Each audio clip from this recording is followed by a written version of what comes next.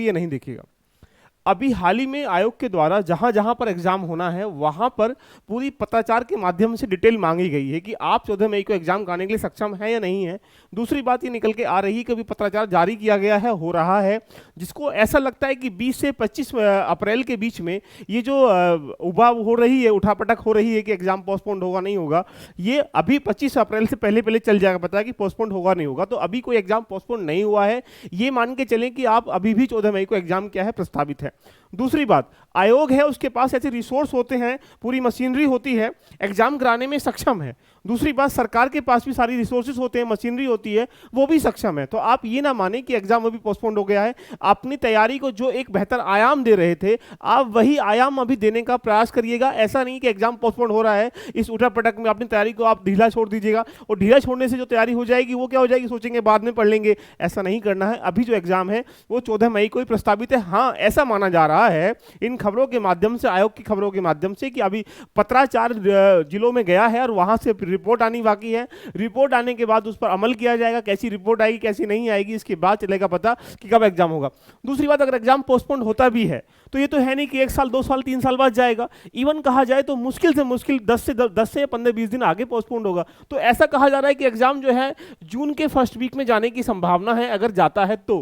पहली बात तो जा नहीं रहा है, अगर जाता है तो जून के फर्स्ट वीक में ये जाने की पूरी संभावना है। जो 2-4 जून को जो संडे पड़ेगा उसमें ये एग्जाम करा लेंगे, पहली बात। दूसरी बात, बहुत सारे एस्पिरेंट को पदों को लेकर कहीं ना कहीं दिमाग में एक हलचल पैदा हो रही थी कि स्टार्टिंग में जो फॉर्म नोटिफिकेशन आया तो वहां पर 173 पोस्ट यूपीपीसीएस के अंतर्गत प्रस्तावित की गई, दिखाई गई। उसके बाद वो बढ़ने के बाद तो 262 के आसपास हो जाती हैं। अभी खबरों के आधार पर हम ये कह सकते हैं कि 350 से प्लस जो है पोस्टें हो चुकी हैं, और ये माना जा रहा है कि अभी और पोस्टें इसमें इंक्रीज हो जाएंगी। इसलिए अपनी तैयारी को बेहतर आयाम देते रहिएगा, अपनी जो स्ट्रेटजी है उसके आधार पर तैयारी करते रहिएगा, क्योंकि पोस्टें बढ़ने के साथ यहाँ डिप्टी एसपी की, एसडीएम की पोस्टें, ध्यान रखना, कलेक्टर की पोस्टें 50 के अराउंड लगभग हो चुकी हैं। तो यानी लगातार पोस्टें बढ़ने से क्या हो रहा है, यहाँ पे आप लोगों का बेनिफिट होगा। जो आपकी तैयारी हो रही है वहाँ नंबर ऑफ पासिंग जो होंगे प्रीलिम्स में वो ज्यादा हो जाएंगे।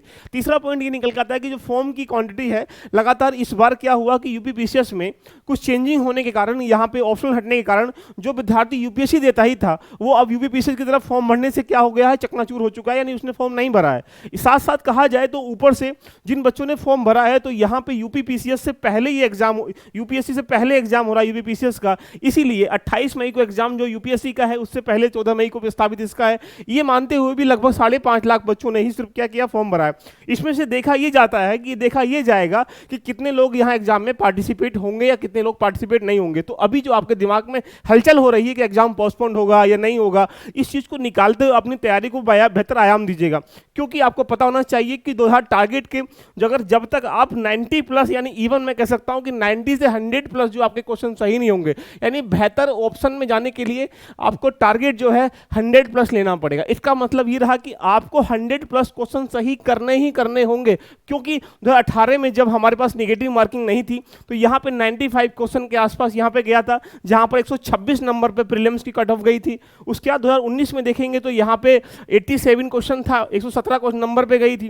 2020 में देखेंगे 83 क्वेश्चन था, यहाँ 110 में चली गई थी। 2021 में देखें तो यहाँ पे 86 क्वेश्चन था, 115 पे कट ऑफ गई थी। 2022 में अगर देखें तो यहाँ पे 87-88 क्वेश्चनों के आसपास यहाँ इसकी मेरिट भी जो है 117-119 के बीच में कट ऑफ गई है। तो यानी अगर हम ये देखें, आपको प्रीलिम्स के लिए लगभग यहाँ मैक्सिमम चीजें, अब इसेंशियल जो रिसोर्सेज है उनको कवर करना है, तो 100 प्लस का टारगेट लेके चलना है कि 150 क्वेश्चनों में से 100 प्लस क्वेश्चन सही होने ही चाहिए, तब आप कट ऑफ को पार कर पाएंगे। नहीं तो कहीं ना कहीं आप दुख का विषय जो है ये बना रहेगा आपके लिए। दूसरी बात करें यहां से हम लोग, तो यहां पे हमें किस किस पे विशेष ध्यान देना है। सबसे पहली बात आती है कि अब अपने कोर सब्जेक्ट को डिफाइन कर लीजिएगा, राइट। आपको सब कुछ नहीं पढ़ना। अगर मैं एक थोड़ा सा वेटेज देखूं तो हिस्ट्री के लगभग यहाँ पे 20 से 25 क्वेश्चन आएंगे, लेकिन कोई इंसान ये बोले कि मैं हिस्ट्री को पूरा पढ़ लेता हूँ, 20 से 25 क्वेश्चन सही कर पाऊंगा, पॉसिबिलिटी नहीं है। ये मान के चले कि यहाँ पे 10 से 15 क्वेश्चन अगर यहाँ से सही हो जाए तो ये 100 प्लस में क्या होंगे, पार्टिसिपेट कर पाएंगे। साइंस की अगर हम लोग बात करें दोस्तों, 25 से 30 प्रश्न आएंगे, तो ये मान के चलें कि 15 से 20 क्वेश्चन आप सही कर पाते हैं तो यानी आप कहीं ना कहीं अच्छे नंबर ले पाएंगे। पॉलिटी की बात करेंगे 20 से 22, तो ये 17 से 18, क्योंकि पॉलिटी में ऐसे प्रश्न आते हैं जो सामान्यतः सभी विद्यार्थियों को आने ही चाहिए। अगर ज्योग्राफी की बात करेंगे 15 से 20, तो यहाँ भी 12 से लेकर 13 के प्रश्न सही होने चाहिए। इन्वायरमेंटल की बात करेंगे इकोलॉजी की, तो यहाँ भी 10 से 12 के बीच में, तो यहाँ भी 7 से 8 प्रश्न जो है वो सही होने चाहिए। इस यूपी स्पेशल के बारे में बात करेंगे, इस बार यूपी स्पेशल मेंस में भी जो यहाँ पे जीएस का 5 पेपर है, 6 पेपर है, यूपी को ज़्यादा वरीयता देते हुए देखा गया है कि लगभग चेंजिंग हुआ है। तो प्रीलिम्स में भी यूपी पीसीएस स्पेशल जो है ज़्यादा महत्ता में होगा, इसलिए इसको इग्नोर नहीं करना है। क्या पता कितने प्रश्न आया, लेकिन सामान्यतः ये कहा जा रहा है कि 8 से 10 प्रश्न देखने को मिलेंगे, जहां पर आप 4 से 5 या 6 प्रश्न करने की भूमिका में आपको होना ही चाहिए।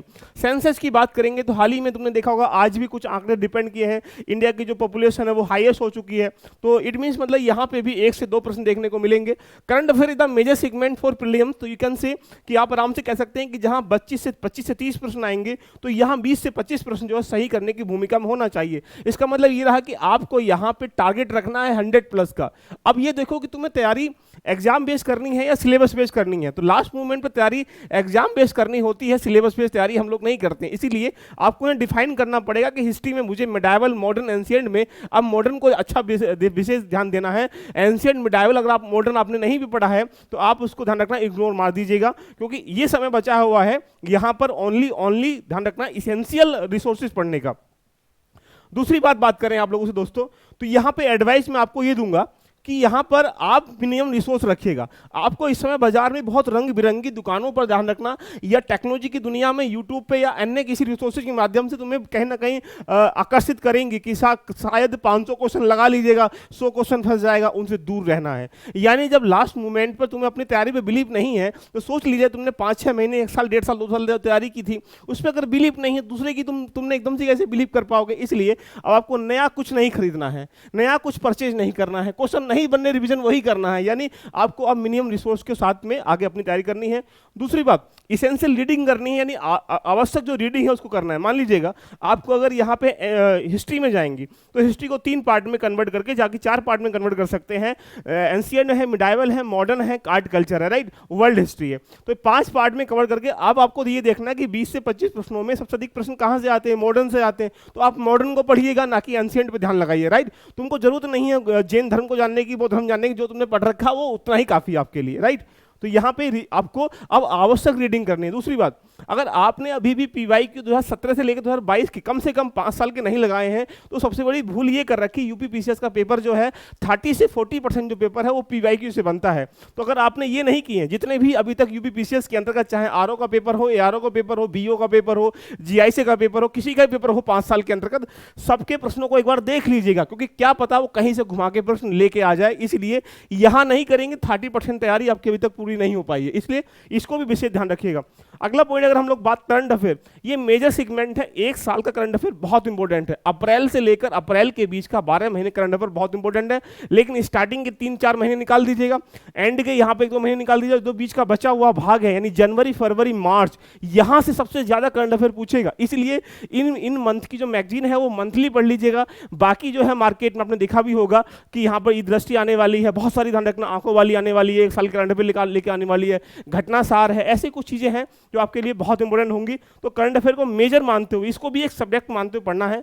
और लास्ट पॉइंट, कम से कम यहां पे कहा जाए तो 4 से 5,000 प्रश्नों का अभ्यास करके जाइएगा, जिससे ये लगे कि हाँ वो जो वीक एरियाज हैं वो टेस्ट के माध्यम से निकल जाए। तो टेस्ट क्या है, मेजर सेगमेंट है, जितना आप टेस्ट लगाएंगे उतने आपके डाउट निकलेंगे, उतने आपके वीक एरिया निकलेंगे, उतने आपके स्ट्रॉन्ग एरिया निकलेंगे, और जितना वीक एरिया निकलेगा आप उस पर काम भी कर पाओगे, राइट। इसीलिए टेस्ट को इग्नोर बिल्कुल नहीं मानना। किसी भी संस्थान के जिसको तुम्हें लगता है कि भाई उसके लगा लीजिएगा, चाहे दृष्टि हो, चाहे कोई भी संस्थान क्यों ना हो, उसके टेस्ट लगा लीजिए, जिससे ये चल पाए कि अभी मेरा इस टॉपिक पर पकड़ है, इस टॉपिक पर पकड़ नहीं है।